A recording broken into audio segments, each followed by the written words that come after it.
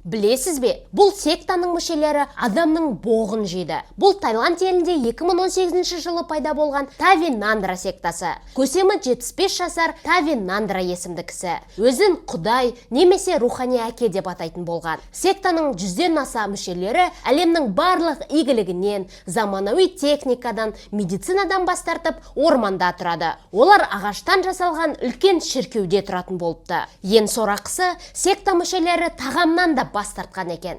Тағам ретінде секта көсемі Тави Нандраның боғын жейтін болған. Иә, дұрыс естідіңіз. Тағам ретінде адамның үлкен дәретін пайдаланатын болған. Ол ма, секта мүшелері судың орнына көсемдерінің сідігін, яғни кіші дәретін ішетін болған екен. Сосын аптасына бір рет секта көсемі секта мүшелеріне деликатес дайындап отырған. Ол кокос қабығын үгітіп, оған өзінің жүнін араластырып беретін болған екен. Нанымдары бойынша қазіргі азық-түліктер, тіпті су зиян химиялық элементтерге толы. Ал оларды азық ретінде пайдалану денсаулыққа зиян. Денсаулық бұл құдайдың аманаты. Аманатқа қиянат жасауға болмайды.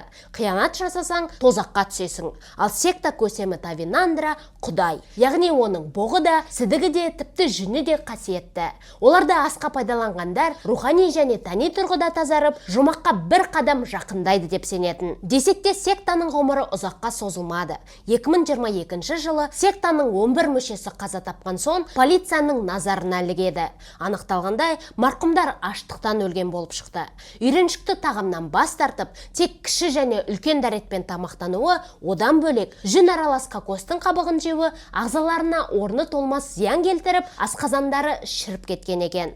Полиция дереу секта мүшелерін қуып, шіркеуді бұзып тастады. Ал секта көсемі Тави Нандраның үстінен қылмыстық іс қозғалып, қамауға алынды.